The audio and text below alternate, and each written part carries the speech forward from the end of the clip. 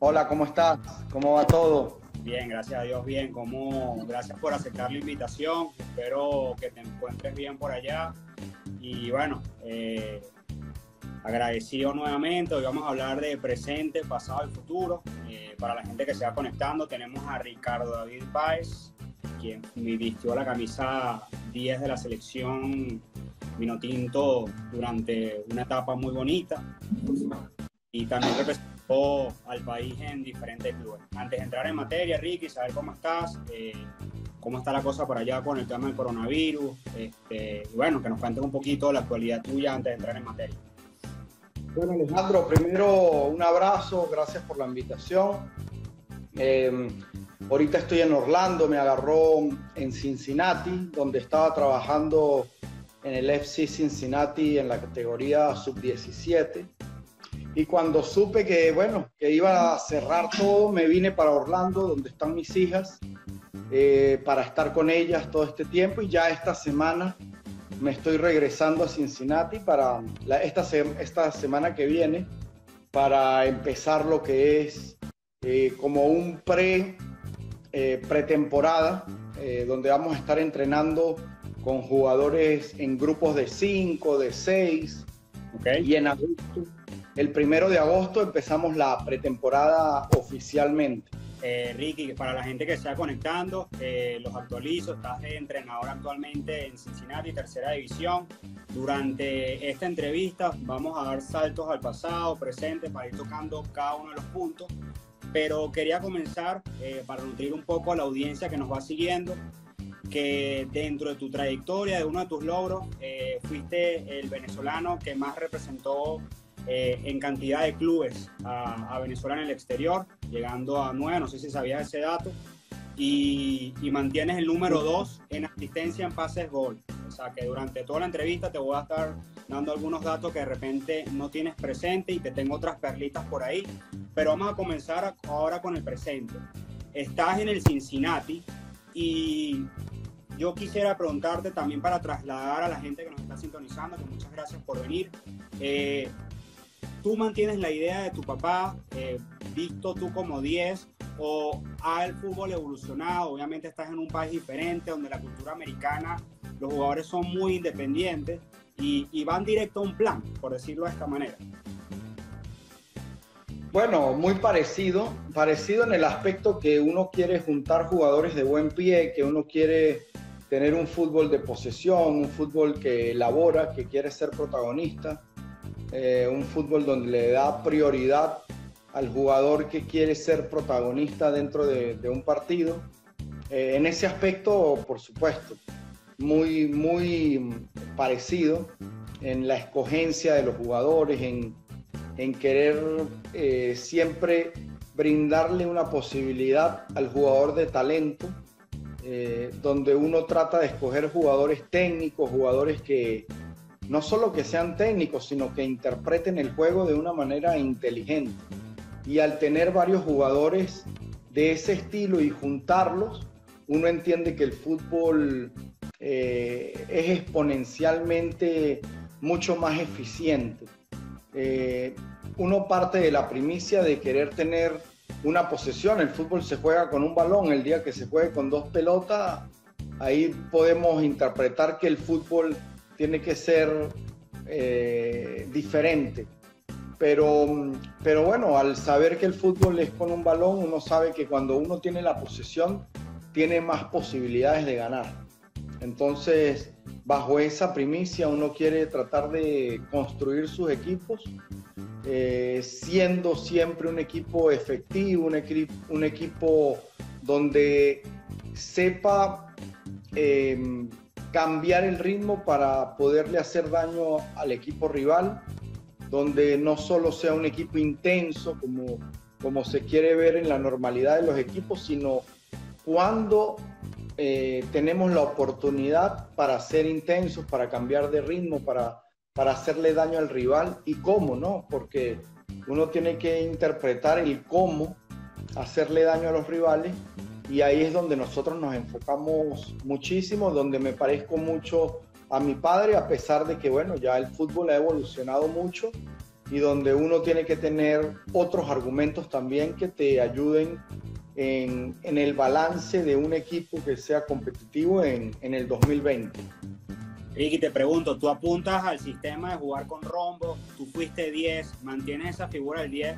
Porque si no es así, me corrige, los jugadores americanos no se caracterizan por ser tan talentosos. Recuerdo nombres como Kobe Jones, Eric Wijnaldum. ¿Esa figura del 10 la mantienes tú activa o en estos sistemas pasa un poco desapercibido? Bueno, Alejandro, creo que yo soy un combatiente por esa posición. Yo fui número 10, como tú lo dijiste al principio, y peleo para que no solo haya un solo 10. A mí me encantaría tener 4 10 en el equipo. O sea, un 10, hay distintos estilos de número 10. Cuando es un 10 sin cambio de ritmo, un 10 más pensante, estilo Riquelme, por llamar a alguien.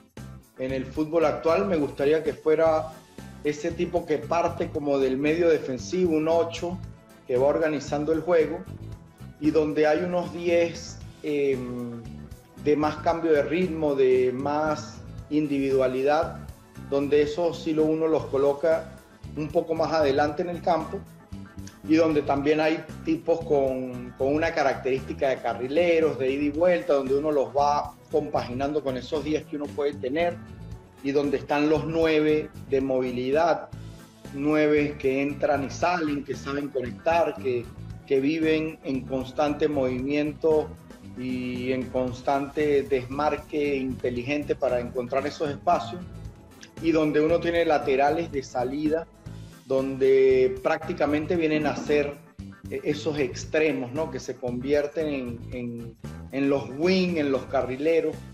Entonces, básicamente por ahí pasa, ¿no? El fútbol que estamos buscando, un fútbol de evolución, un fútbol donde incluso a veces rotan en posiciones algunos jugadores y donde tienen que saber manejar 2 o 3 posiciones, porque por situaciones del partido a veces no es muy bueno estar tan estático, no es muy bueno tan estar en ese fútbol posicional que lleva 10 años dando resultados, pero donde hoy en día, por la evolución del juego, uno dice tenemos que tener más rotaciones, intercambio de posiciones, no solo de la misma línea, porque a veces tenemos esa línea defensiva, la línea del medio campo y la línea ofensiva, pero incluso intercambio de posiciones entre diferentes líneas, ¿no? Y cuando empiezan a aparecer esas situaciones, empiezas a mostrar jugadas de ese fútbol total que en algún momento se habló mucho de la Holanda del 70 y donde hoy en día está cogiendo nuevamente un valor muy importante, y donde nosotros estamos tratando de hacerlo con mucho más planificación, de hacerlo con más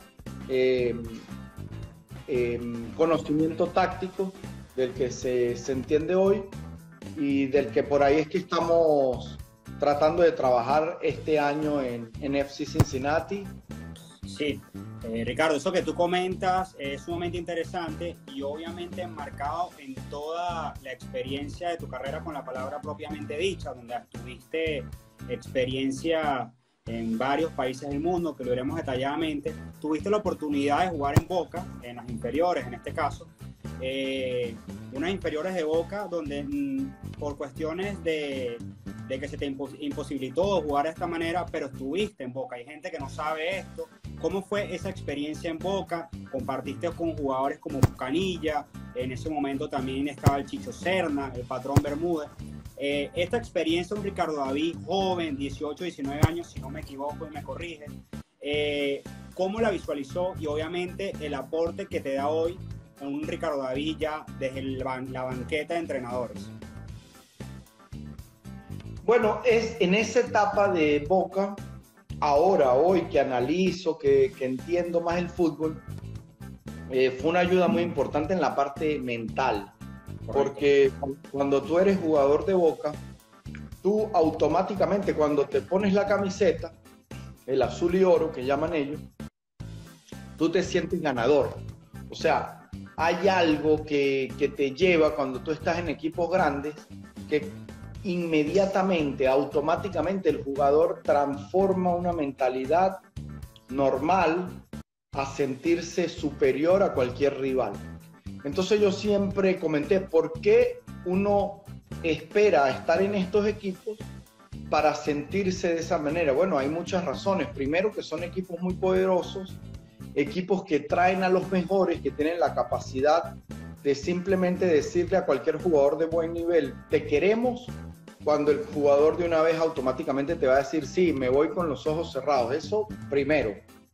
Y segundo, el ambiente, el apoyo de la gente hace creerte o te hace impulsar como jugador a los límites, a buscar tus límites, a salirte de tu zona de confort y a creerte que vas a ser superior a cualquier cosa. Hoy en día lo entendemos porque hoy vemos el fútbol español, el fútbol alemán, y lo vemos sin gente, lo vemos con los estadios vacíos, sí. Y prácticamente pierde el sabor, pierde la grandeza al no tener la gente que apoye, ¿no? Y cuando tú juegas en un Boca, en un Real Madrid, en un Barcelona, donde tienes, incluso viajas a ciudades fuera de donde es tu localía y eres local, porque tienes tanta gente a favor, que ya es algo internacional, es algo que rompe las geografías. Ahí tú te das cuenta, bueno, estoy en un equipo que rompe, pero uno interpreta eso, aprende de eso y después uno dice, ¿por qué no hacerlo y tratar de motivar o de crear una cultura de grandeza mentalmente hablando en equipos de mitad de tabla, en equipos pequeños, en equipos venezolanos, cuando vas a ser un equipo venezolano y que quiere competir a nivel internacional, independientemente de que sea grande en Venezuela o no. Pero creo que eso fue lo que más me enseñó ser parte de Boca, que era una confianza antes de entrar a los partidos que te hacía ser mejor. Yo fui campeón con la reserva de Boca, con el segundo equipo ese año 98. Y bueno, entrené muchísimo con la primera, con jugadores como tú mencionaste, La Torre, Canilla, la Tota Fabri, bueno, Solano. Y te pregunto, el suramericano de Mar del Plata, podríamos considerarte, y te lo pregunto, que es tu lanzamiento, el afianzamiento de Ricardo David a conocerse en el fútbol internacional, porque ahí también entiendo que Lanús estaba pendiente de ti y luego vas a Lanús. Sí, mira, el Real Suramericano que a mí me va mejor es en el de Chile 97, cuando estuvimos a un punto de ir al Mundial. Después yo voy al de Mar del Plata porque en el de Chile yo era el menor, yo tenía como 2 años menos. Y después voy al de Mar del Plata, pero yo en el de Mar del Plata, mira cómo es la vida, eso no lo he dicho, pero yo me lesiono un mes antes del campeonato en Boca. Yo estaba en Boca y por el entrenamiento tan duro, etcétera, me rompo los meniscos, me operan y creo que faltaban 22 días para el debut. Me operan y me voy con la selección de Venezuela. La selección de Venezuela se concentra en Ezeiza, porque el campeonato era ahí en Argentina, en Mar del Plata, como dijiste, y no teníamos ni siquiera gimnasio en las instalaciones donde estábamos. Y yo me acuerdo que hacía la recuperación con bidones de agua de 20 litros, me los ataban a los tobillos y yo con eso hacía como si estuviera en el gimnasio, levantando las pesas, ¿no? como suplantar las pesas en el gimnasio. Y me acuerdo que César Farías, era el asistente de Lino Alonso y él me ayudaba a hacer esa parte de la recuperación. Y bueno, la recuperación no fue la mejor, no llegué en el mejor momento, pero teníamos muy buen equipo, no dimos los mismos resultados que en la sub-20 anterior, pero mostramos un buen fútbol. Y ahí viene Lanús, voy a Lanús, pero en Lanús me di cuenta que realmente sí estaba perdiendo el tiempo en esa época en Argentina, porque por mi edad les costaba a los argentinos, a pesar de que yo era buen jugador en inferiores, darle la posibilidad, no a Ricardo David Páez, sino a un venezolano. Porque a un venezolano, porque si yo hubiese sido brasilero, chileno, me la hubiesen dado, o colombiano, me la hubiesen dado, pero es que en esa época, Alejandro, éramos Venezuela. La gente a veces no entiende lo que éramos nosotros en los 90, que es que perdíamos con Ecuador y Perú 5-0, ¿entiendes? O sea, no era fácil. Hace unos minutos atrás, Ricardo, mencionabas un nombre importante que yo pienso que fue como un segundo padre para ti, alguien importante en tu carrera, que es Lino Alonso. Y quería ver la importancia de él cuando te vas llevando cada una de las etapas dentro de la selección y logras debutar en la selección mayor. Y también preguntarte la experiencia en los centroamericanos del Caribe en el 98, donde quedan campeones. Mira, con Lino, sí, es un segundo padre para mí, Dios lo tenga en la gloria.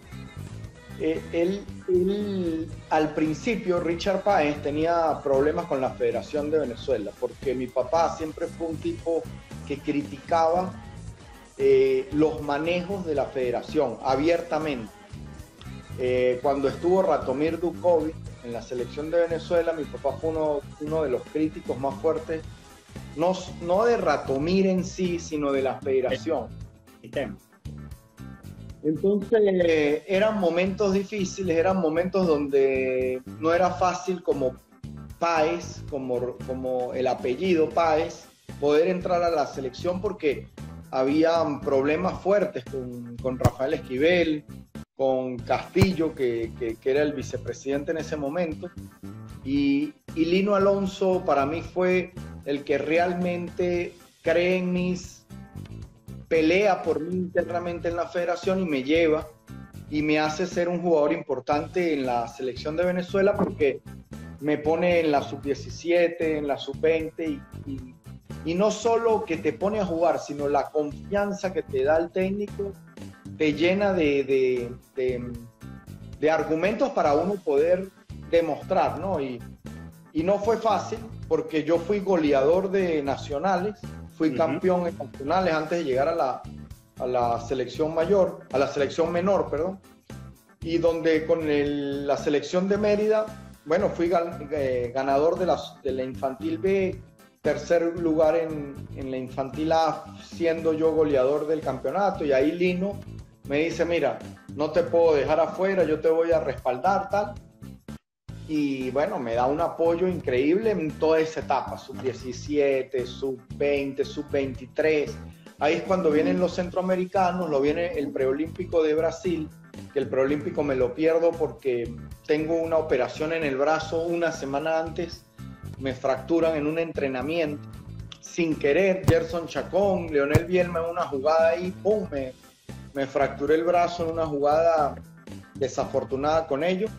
Y no puedo ser parte de ese sub-23 en el último minuto, pero ya después viene Pastoriza, me llama, Lino seguía trabajando muy de cerca, siempre estaba ahí, y bueno, ya desde la primera convocatoria con José Omar Pastoriza, no salí más de la selección hasta que llegó Richard Páez y empieza esa etapa del boom vinotinto. Leyendo la biografía de tu papá, hay una famosa frase donde él dice, la pared es verde, cuando ustedes sabían que era blanca o azul, pero se los hizo creer verde. Y esta analogía, en ese famoso partido, el 2-0, cuando ustedes llegan a la charla técnica, claro, ustedes dicen, oye, es Uruguay, es un equipo que tiene figura, y la idea de él es, vamos a atacarlos. Claro, ustedes se quedan sorprendidos y la respuesta de él es, son iguales a nosotros, tienen dos piernas y tienen dos brazos, vamos a hacerlos sufrir.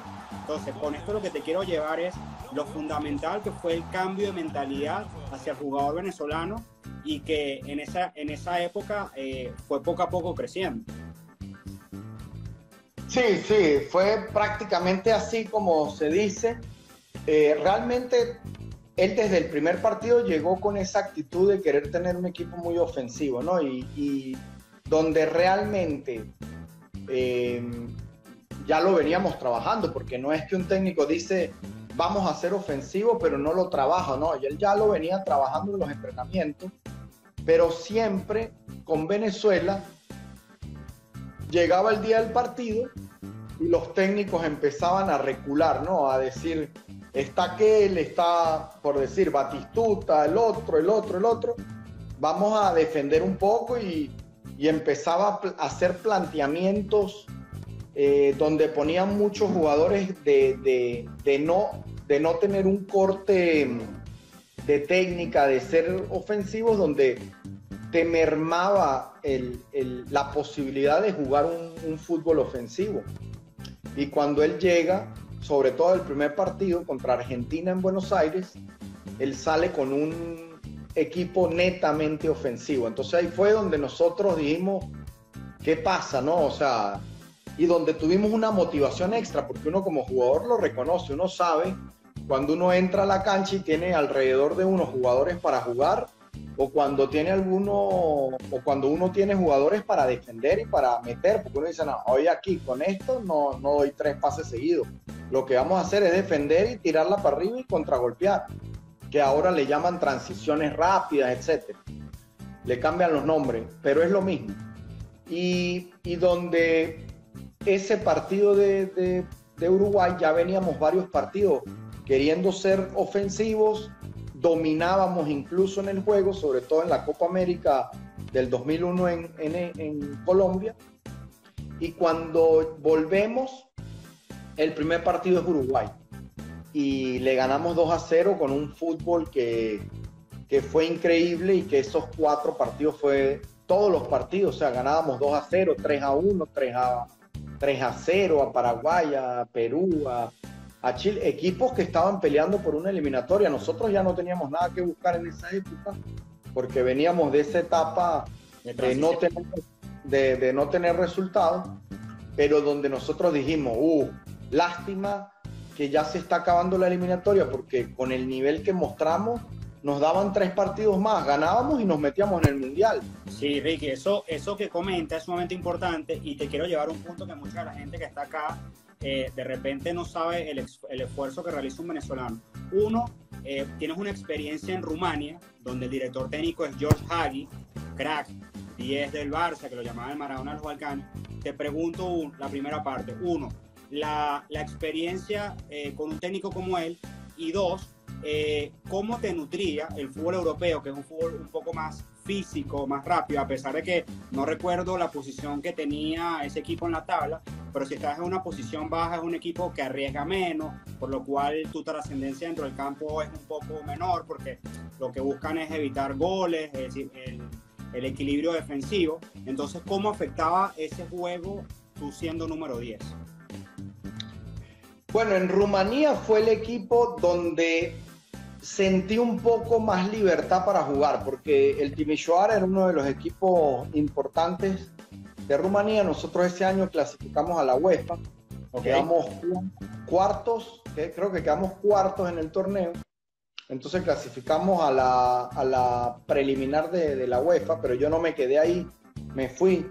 Pero nosotros teníamos un técnico previo a Hagi que era muy defensivo, que era completamente europeo, que era de carrileros y que no le gustaba el número 10. Con él jugué poco, jugaba, pero no era titular. Llega Hagi, y cuando él me ve en los entrenamientos, él incluso me llama a un entrenamiento y me dice, ¿cómo es posible que tú no jugaras en este equipo? O sea, yo no entiendo. Y yo le digo, bueno, los estilos de juego, tal. El otro técnico no me tenía tan en cuenta. Y con Hagi juego más, con Hagi me da más posibilidades.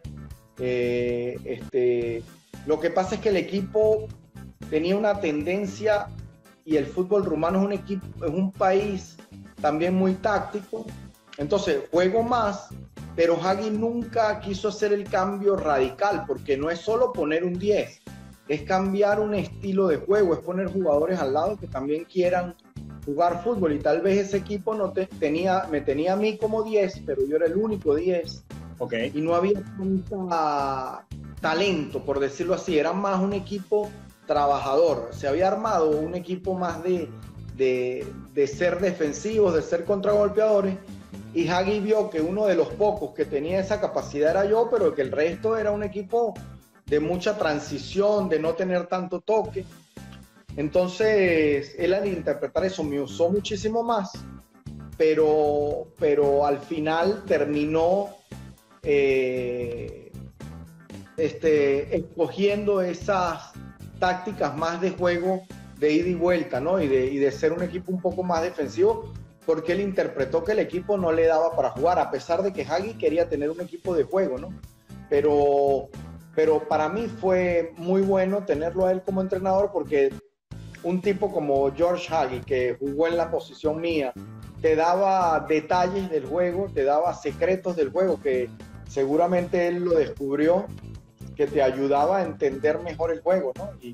Y para mí fue de mucha ayuda. Después en el fútbol griego tuve muy buenos momentos, pero también siempre en equipos de mitad de tabla para abajo, donde eran equipos que le daba temor a descender y tenían que mantener un estilo más defensivo, y donde yo siempre jugué, porque no era que no me convocaban o que no jugaba. Por lo menos yo nunca pasé en Europa 3 partidos sin jugar, o sea, jugaba siempre, pero a veces titular, a veces entraba de banco, jugaba 20 minutos. Cuando las papas estaban quemando, que querían cambiar un partido, Ricardo entra. Cuando estábamos ganando, entra a esconder la pelota en los últimos 20 minutos, etc. Siempre fue importante en esos equipos, pero no con esa trascendencia que uno hubiese querido o que uno sentía que podía llegar a tener. Sí, eso que dices te muestra a ti la evolución de cómo ibas tú y el colectivo evolucionando, no solamente en tanto nivel, mentalidad. Si recuerdas esa Copa Táchira, esa Copa Libertadores con el Táchira en el 2001, donde tú estabas enfrentada a Peñarol, estaba el Patón, Bielma. Luego en el 2002 les tocó jugar contra el River de Alessandro, Cambiaso. Cuando tú estuviste en el América también jugaste con Pavel Pardo, Zamorano. O sea, todo este tipo de experiencias te iban enriqueciendo a ti también personalmente y era nutritivo para el resto de la selección. Y con lo que te quiero llevar es, visto todas estas experiencias que tú traías del exterior, como te comenté anteriormente, con cada uno de los componentes de la selección, llega esta Copa América del 2007 en Venezuela, donde somos sede y veníamos a esa eliminatoria. El colectivo falló. Recuerdo que tú y Miki fueron los más destacados.